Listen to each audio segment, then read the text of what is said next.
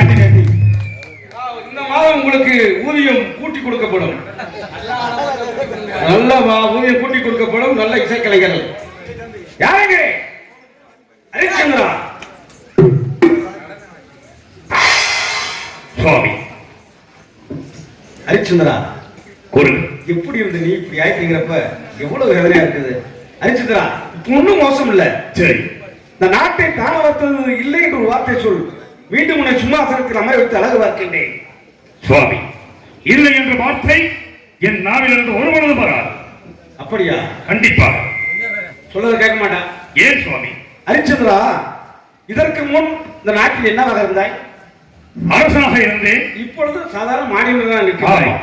இந்த தெருவிலே நீ வருகிற போதும் போகிற போதும், நீ போகிற போதும் வருகிற போதும் இந்த நாட்டு மக்கள் உன்னையும் பார்ப்பார்கள், என்னையும் பார்ப்பார்கள். சரி, உன்னை பார்க்கிற போதெல்லாம் என்னை இந்த மக்கள் நாட்டை கைப்பற்றிய கையமன் கல்வன் என்று உன் மக்கள் நினைத்து விடக் கூடாது என்பதற்காக இந்த நாட்டில் இல்லாமல் நீ வெளியே போக வேண்டும். நாட்டில் இருக்கக்கூடாது. இருப்பதற்கு கூட வழி இல்லை. ஹண்டவா சுவாமி, அப்படியே ஆகட்டும் சுவாமி. போ. உடனே போகிறாய். இந்த நாட்டை விட்டு போகிற போது சரி, எனக்கு கடுகளவு கூட கவலை இல்லை. சரி, ஆனா நாட்டை விட்டு போகிற போது எனக்கு சேர வேண்டிய எனக்கு சொந்தமான பொருளை தராமல் போகிறாயே, இது நியாயமா? இது தர்மமா? சுவாமி, தங்களுக்கு சேர வேண்டிய பொருள் பொக்கிஷ சாலையில் பத்திரமாக இருக்கிறது. தாங்கள் எடுத்துக்கொள்றதா? ஆம் சுவாமி. இந்த நாட்டை எனக்கு நீ தானவர் தருகிறோம் என்ன சொல்லி சொன்னாய்? இந்த நாட்டிற்குரிய புல் பூண்டு அசை சொத்து அசைய சொத்து ஊர்வன பரப்பன அனைத்தும் இன்று முதல் ராஜரிசி கௌசமணிக்கு சொந்தம் என்று சொல்லுகிற போது அந்த 48 கோடி திரவியத்தை நீ குறிப்பிட்டு சொன்னாயா? சொல்லவில்லை சுவாமி. பாவம், அடுத்த வேலைக்கே சோற்றுக்கு வழி இல்லாத நீ எப்படி 48 கோடி திரவியத்தை உன்னால் தர முடியும்? தருகிறேன், கண்டிப்பாக தருகிறேன். எனக்கு ஏதாவது ஒரு தவணை கொடுங்கள். தவணைக்குள் தங்களுக்கு சேர வேண்டிய திரவியத்தை நான் கொடுத்து விடுகிறேன். கொடுத்து விடுவாயா? அப்படி என்றால் 48 தினங்களில் எனக்கு 48 கோடி திரவியத்தை நீ தந்தாக வேண்டும். சரி சுவாமி. போ. அப்படியா? நீ போ. சுவாமி, போகும்போது என் நாட்டுடைய மண் உன் பாதத்தில் பட்டுவிடக் கூடாது. 3 முறை தட்டிவிட்டு என் முகத்தில் வைக்காமல் நான் அனுப்பக்கூடிய தரணியிடம் கொடுத்து அனுப்பு. இறைவா, என்னை வளர்த்த மண்ணே, இந்த மண்ணை கூட தட்டிவிட்டு போக வேண்டுமா? சுவாமி, அப்படியே செய்கிறேன் சுவாமி. போ. சந்திரவதி, வளர்த்த போச்சு உன்னை போச்சோம்னா ஒரு கணவருக்கு துணையாக இருப்பது மனைவி. ஏன்னா மந்திரி முடியாண்டு போயிட்டாரு. ஏன்னா வாழ்க்கையில குடும்பத்தில் நடக்கூடிய இன்ன துன்பங்களை சமமங்கு இருக்கக்கூடிய இடத்தில் இருக்கக்கூடியது மனைவி. உன் கணவருக்கு ஒரு சின்ன யோசனை சொல்லி நம்மளால 48 கோடி தினம் தர முடியாது அப்படின்னு சொன்னீங்கன்னா மீண்டும் 56 தேசத்தை உன் மன்னனுக்கே மணிமடம் கொடுத்து தருகிறேன். அப்படியெல்லாம் ஒன்று வேண்டாம் சுவாமி. என் கணவராகப்பட்டவர் ஒரு முடிவு எடுத்து விட்டார் என்றால் அதிலிருந்து பின்வாங்க மாட்டார் சுவாமி. அவ்வளி நானும் சுவாமி. கணவர் வழியே என் வழியும் சுவாமி. சொல்ற கேட்க மாட்டார். கேட்க முடியாது. ஆனால் கணவரை விட சத்தியத்தை காக்கணும், நீதி நிலைநாட்டுங்கிறதுக்காக உன் கணவரை விட ஒரு வட்டி வெஞ்சிதான் இருக்கின்றாய். அப்படி என்றால் உன் கணவர் எவ்வளினா என் முகத்தில் வெளிக்காம நீ ஓடிவிடு.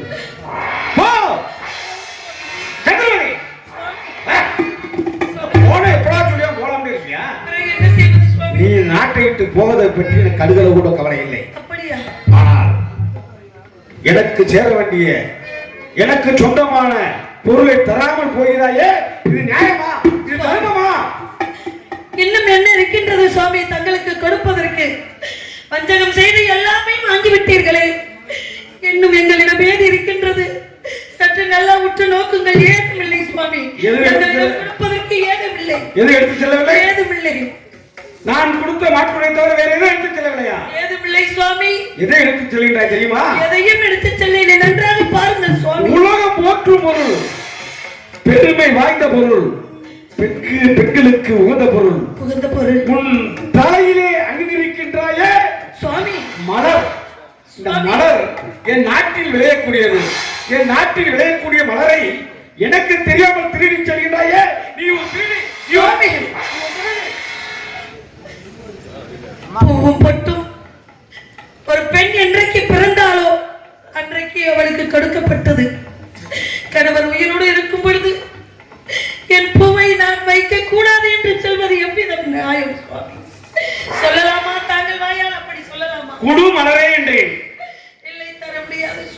முடியாதா? தர மாட்டேன். அப்ப என் சொந்தமான உறவை திருடி போறியா? இல்லை சுவாமி, இது என் கணவருக்கு எனக்கு உண்டானது. எங்கள் உறவு சுவாமி, அதை பிரிக்காதீர்கள், அதை எடுக்காதீர்கள். எனக்கு பிரித்தாக வேண்டும், கொடுத்தாகணும். இல்லை சுவாமி. அப்ப முடியாதா? இல்லை சுவாமி. போ. போய் வருகிறேன் சுவாமி, போய் போ. வருகிறேன். என்னடா இது? இவ்வளவு சொல்லியும் ஒரு கடுகளோட பொய் பேச முடியாதாட்ட இருக்குது. இப்படியே போய்கொண்டுதான் சபத்தில் எப்படி வெற்றி வருவது? இப்பொழுது 48 கோடி திரவியம் தருவதற்காக தரகராக அக்னிவரை அழைத்து நட்சத்திராக உருமாறச் செய்து அனுப்பி வைத்திருக்கின்றேன். 48 நாள் எப்படி அவனால கொடுக்க முடியும்? கட்டிய மனைவி பெற்ற பிள்ளை என்று கூட பார்க்காமல் அவரை விற்று எனக்கு சேர வேண்டிய 48 கோடி திரவியத்தை தந்து விடுவான் ஹரிச்சந்திரன். ஆனால் 48 நாள் தரகர் கூலி கேட்க போய்கொண்டிருக்கின்றவனுக்கு தரகர் கூலி வேண்டும் அல்லவா? தரகர் கூலிக்காக தன்னை விற்பான் ஹரிச்சந்திரன். அப்பொழுது திசை இருக்கக்கூடிய எதிர்மறை அழைத்து விரிவாக உருவாக செய்து ஹரிச்சந்திரனை விலக்கி வாங்க வைக்கின்றேன். ஹரிச்சந்திரன் வீரபாகுலத்தில் அடிமையாக இருப்பான். சந்திரமதி லோகிதாசன் காலகண்டத்தில் அடிமை. இவர்களும் அங்கிருந்தால் நான் எப்படி சபத்தில் வெற்றி பெறுவது? அதனாலே அஸ்வாத்து பிள்ளைகளோடு லோகிதாசன் தெப்பகையை வந்து கொண்டிருக்கின்றான். அப்போது முருகனை அழைத்து நாகசிற்பமாக உருவாகச் செய்து லோகிதாசனை கடித்து இறக்க வைக்கின்றேன். அண்ட வேண்டும், அண்ட வேண்டும்.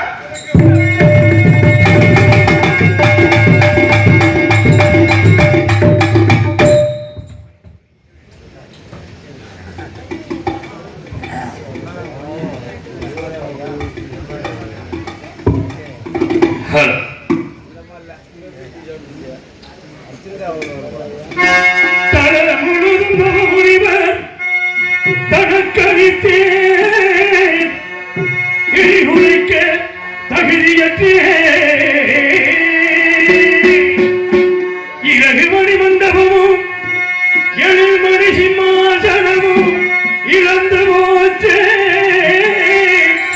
பல வருஷ உடனமைச்ச அணிவினம் போய் பரிணமிக்க பராதைகள் மிக்க குலமகன மணமகிழும் முன்னடக்க பின்னடந்தேன் கொற்றை வேந்தவன் கொற்றை வேந்தவன் கொற்றை வேந்தவன் கொற்றை வேந்தன்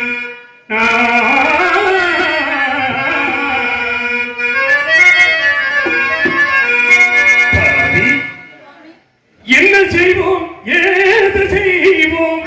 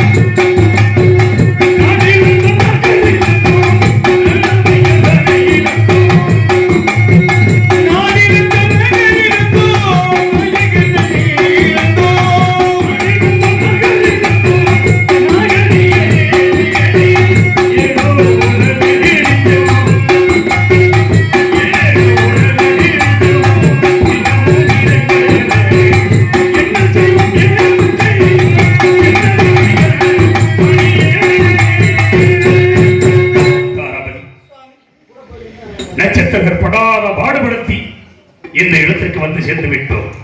காசி மாநகரம் செல்ல வேண்டும். காசி மாநகரத்திற்கு புறப்படுவோமா? சுவாமி, எதற்காக கவலைப்படுகிறீர்கள்? உள்ளே கலியரால் உன்னிலே வெள்ளை நொழியும் என்று சொல்வார்கள். அப்படி இருக்கும் பொழுது எந்த வினை வந்தாலும் அதை தாக்கக்கூடிய சக்தி ஒன்றே வேண்டும் என்று இறைவனிடம் கேட்டுக்கொண்டு நாம் இந்த இடத்தை விட்டு செல்வோம். ஆகையால் மன்னவ கவலை வேண்டாம்,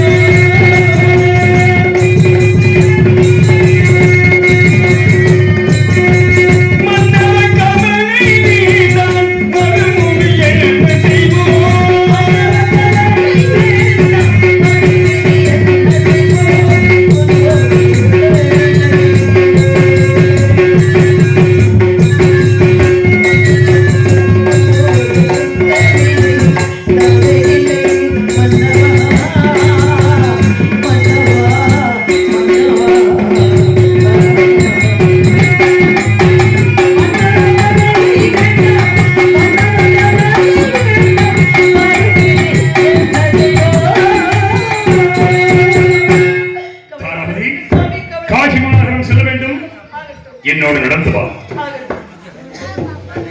நடந்து வா மயிலே,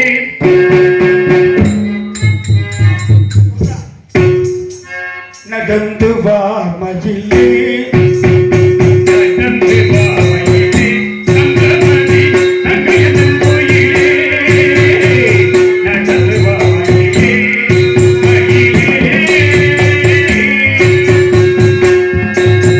நடந்து வா மயிலே, என்னும் நங்கை என்னும் கோயிலே, நடந்து வா மயிலே, மயிலே.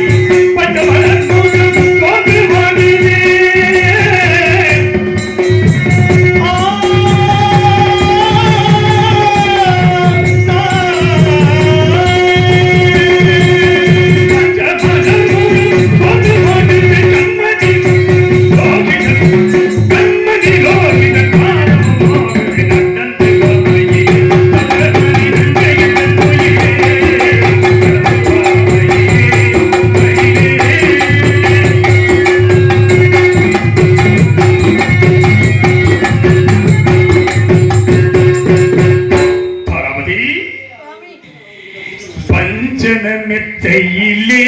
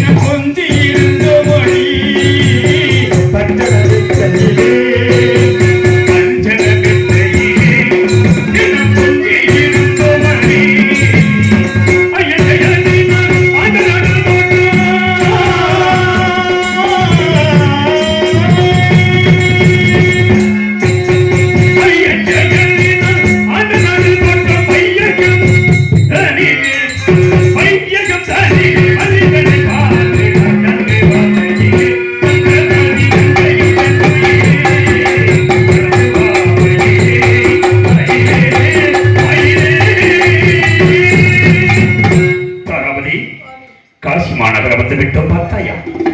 இந்த காசி மாநகரத்து வீதிகளிலே செல்ல வேண்டும். சென்று எங்காவது ஏதாவது கிடைக்கிறதா என்பதை பார்க்க வேண்டும். ஆனால் முனிவருக்கு பொருளை கொடுப்பதற்கு ஒருபடியும் தெரியாமல் தவித்துக் கொண்டிருக்கிறேன். தாராபதி, என்ன செய்வேன்? எதற்காக சுவாமி கலங்க வேண்டும்? நான் பக்கத்திலே இருக்கின்றேனே உயிரோடு. அதற்காக என்னை விட்டு தாராபதி முனிவருக்கு சேர வேண்டிய கடனை கொடுத்து விடுங்கள் சுவாமி. என்ன வார்த்தை போகிறாய்? உன்னை நான் விற்பதா? உற்றோரும் பெற்றோரும் என்ன நினைப்பார்கள்? கட்டிய மனைவி விட்டான் சந்தானம் உலகமே என்னை படித்து பேச வேண்டுமா தேவி? என்ன என்ன தேவி? ஏன் வேறு வழி இல்லை சுவாமி. என்னை விட்டு வாக்காளப்பட்ட கடனுக்காக என்னை விட்டு விடுங்கள் சுவாமி, விட்டு விடுங்கள். தாராவதி, வேறு வழி இல்லை. வேறு வழி இல்லை. என்னோடு நீயும் நடந்து நடந்து கால்கள் எல்லாம் புண்ணாகிக் கொண்டிருக்கிறது. அப்படியே நீ கூறிய யோசனைதான் சரியான யோசனை. ஆகையால் உன்னை நான் விலை கூறுகிறேன். விலையோ விலை என்று கோருகின்றேன். விலையோ விலை என்று கோருகின்றேன். விலையோ விலை என்று கோருகின்றேன். பணிவிலை கோருகின்றேன். எங்கள் மனைவியின் தோளில் விலை கூறுகிறேன். விலையோ விலை என்று கோருகின்றேன்.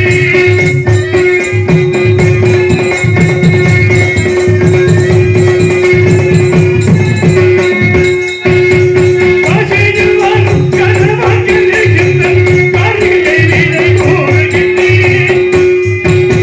காசியில் வாழும் கணவன்கள் இருக்கின்ற காரியை விலை கோருகின்றேன். காசியில் வாழும் கணவன்கள் இருக்கின்ற காரியை விலை கோருகின்றேன். கோசிகமானோனை கடன் தீர்த்து என்ன கொண்ட கொடியை திருநீரையா. அந்த கோசிகமாமுனி கடன் தீர்க்க என்று குலமாமணியை அழைப்பேன். விலையோ விலை என்று கோருகின்றேன். யாராவது நினைக்குவாங்க பாருங்க.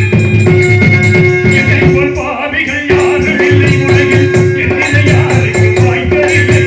உங்களை போல் பாவி யாரும் இல்லை. உங்களை இவருக்கும் இல்லை. என்னை போல் பாவிகள் யாரும் இல்லை உலகில். என்னிலை யாருக்கும் கிடைத்ததில்லை. வேண்டிய தேவிகள் செய்திடுவார்கள் இருப்பவர்களோ விலை கேள்விகள். வேண்டிய தேவிகள் செய்திடுவார்கள் இருப்பவர்களோ விலை கேள்விகள். விலையோ விலை என்று கூறுகின்றேன். யாருமே விலைக்கு வாங்க முன்வரவில்லையே தராபதி. சுவாமி, காசி மாநகரம் முறை தேடி அலைந்து விட்டேன். யாரும் விலைக்கு வாங்க முன்வரவில்லை. இறுதியாக இருப்பது அந்தனர் வீதி. அந்தனர் வீதிக்கு சென்று உன்னை விலை கூறலாம் என்று நினைக்கின்றேன். ஆகட்டும். செல்லலாம் வா.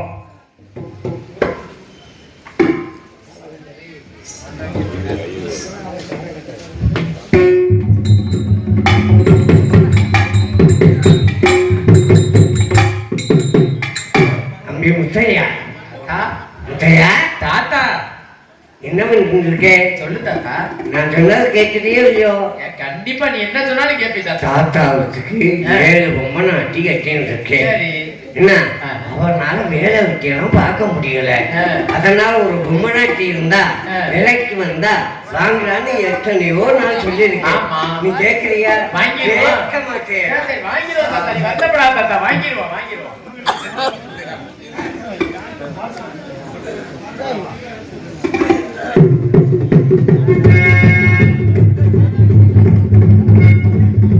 விலையோ விலை கூறி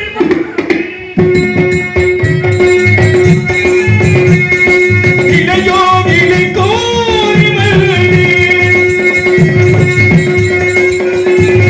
விலையோ விலை கூறி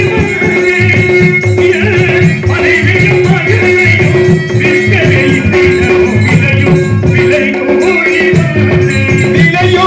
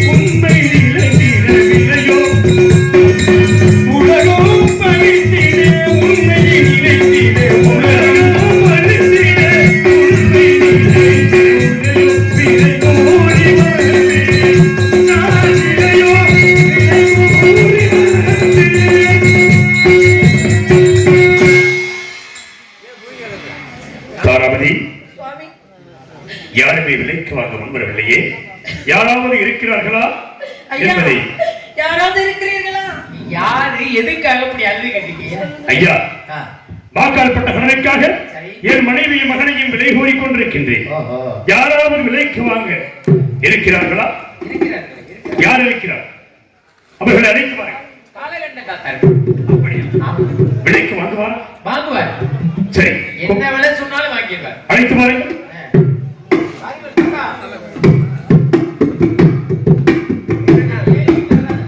என்ன விசேஷம் டாக்டர்? இதை சொன்னீங்க தாத்தா என்ன சொன்னேன்? மேல வாங்க ஆள் இல்லை இது ஆமா ஆள் இருக்குது முன்னாடில ஆமா, ஆமா. வந்திருக்காரா? வந்திருக்கா. இங்க வா. தாத்தா, வாருங்கள் சுவாமி. நல்லா இருக்கு. வாருங்கள். யாரு நீங்க? இங்க இருந்து வர்றீங்க? இது என்ன விசேஷம்? அயோத்தியை ஆண்ட ஹரிச்சந்திர சக்கரவர்த்தி நான் தான். சரி. வாக்கால் பட்ட கடனுக்காக நாடு நகரங்களை இழந்துவிட்டு ஆ. பஞ்சையாய் பராரியாய் இங்கு வந்து சேர்ந்திருக்கிறேன். ஆ, வாக்கால் பட்ட கடன் ஆ, அதை கொடுக்க வேண்டும். ஆ. அதை கொடுப்பதற்கு தங்களிடம் அதான் யாரு? என் மனைவியும் மகனையும் விலை போய் வந்து கொண்டிருக்கிறேன். ஓய், இந்த ரோகத்துல ஆட்டை விற்பா, மாட்டை விற்பா, சொத்து சுகத்தை விற்பா, பொம்நாட்டி அழைச்சு விற்பால போய். வேறு வழி இல்லை சுவாமி. என்னிடம் இருப்பது என் மனைவிதான். அப்படியா? அதனால் விலை கூறுகிறேன். எவ்வளவு தரையணும்? 48 கோடி திரவியம் வேண்டும் சுவாமி. நாசியில போற உயிர் முட்டாடா. சுவாமி, தங்களால் கொடுக்க முடிந்தால் கொடுங்கள், இல்லை என்றால் வேறு இடம் பாருங்கள். யாரை பார்த்து சொல்றேன்? பார்த்தீங்களா? தாத்தா எவ்வளவு நான் சொத்து பண்ணிருக்கோம். நிறைய இருக்கு அப்படியா? இப்பவே தர்றேன். சரி, யாருக்கு தரணும்? அதோ நட்சத்திரங்கள் இருக்கிறார், அவள் அவர்கள் கொடுத்து விடுங்கள். அடே, அவளுக்கு குடுறா. குத்துரு. மொழி எழுதிய குடி போய். அப்படி எழுதி தருகிறேன் சுவாமி. அயோத்தியாண்ட ஹரிச்சந்திர மன்னன் என் மனைவியும் மகனையும் வாக்கால் பட்ட கடனுக்காக அடிமை சாசனம் எழுதி தருகின்றேன். பெற்றுக் கொள்ளுங்கள் சுவாமி. சாட்சி யாரா போட்டிருக்கேன்? சாட்சி ஆகாயவாணி பூமாதேவி சாட்சியாக எழுதிவிட்டேன் சுவாமி. ஓய், என்ன சுவாமி? நாளைக்கு ஒரு பிரச்சனைனா சரி, ஆகாயவாணியும் பூமாதேவியும் சாட்சி சொல்லுவாளா? சொல்ல மாட்டான். முத்தைய ஒரு கையெழுத்து போட்டு சரி. அந்த நட்சத்திரம் போடட்டும். அப்படி ஆகட்டும் சுவாமி. கொடுத்தாச்சு ஓய். சுவாமி, கொடுத்து விட்டீர்களா? சரி, நீங்க போகலாம். சரி சுவாமி. நாளைக்கு போறேன். சரி சுவாமி. சுவாமி தாராமதி, நான் செல்ல மாட்டேன் சுவாமி. தாராமதி, கவலைப்பட வேண்டாம். உங்களை விட்டு செல்ல மாட்டேன் சுவாமி. நான் இருக்கும் நிலைமையில் உங்களை எப்படி பாதுகாக்க முடியும்? அதோ உங்களுக்கு தகப்பனை போன்று அவரோடு சென்று அவர் கொடுக்கின்ற வைத்து வழிகளை செய்து அவர் கொடுக்கும் உணவை கொண்டு வாழ்ந்துவார். மகனே, ஏன் ஏன் போக மாட்டார்? வேறு வழி இல்லை. நீயும் உனது தாயும் அங்கு சென்று அவர்கள் கொடுக்கும் உணவை உண்டு அவர்கள் கொடுக்கின்ற வேலையை செய்து வாழ்ந்து வாருங்கள். நான் வந்து சீக்கிரம் வந்து விடுவேன்.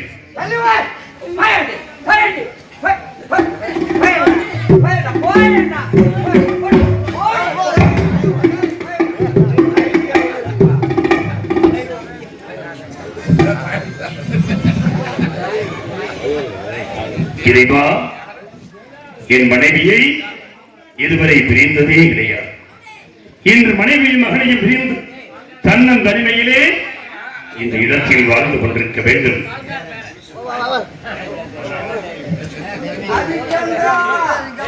கூறுங்க. சரி, நடந்து வந்த கஷ்டப்பட்டு எனக்கு தரவு மூடி எங்க தரவி சம்பளம் சுவாமி, அதை முனிவரிடம் தெரிவிக்கவில்லையே. அவா சொல்லல, நான் தான் சொல்றேன். தங்களுக்கு தரவி சம்பளம் வேண்டும். நான் வச்சுக்கிறேன். இனிமேல் என்னிடம் என்ன இருக்கிறது? என் மனைவியை மகனையும் விட்டு அந்த காலகண்ட ஐயரிடம் விலை கூறி விட்டு கொடுத்திருக்கின்றேன். ஆனால் இப்பொழுது என்னிடம் ஒன்றுமே இல்லையே சுவாமி, என்ன செய்வேன்? ஆம் சுவாமி, என்னை நான் மறந்து விட்டேன். என்னை நான் விலை கூறி உங்களுக்கு விலை கூறி விட்டு தங்களுக்கு சேர்ந்தவர்களை கொடுத்து விடுகிறேன். தங்களுக்கு எவ்வளவு பொன்பொருள் வேண்டும்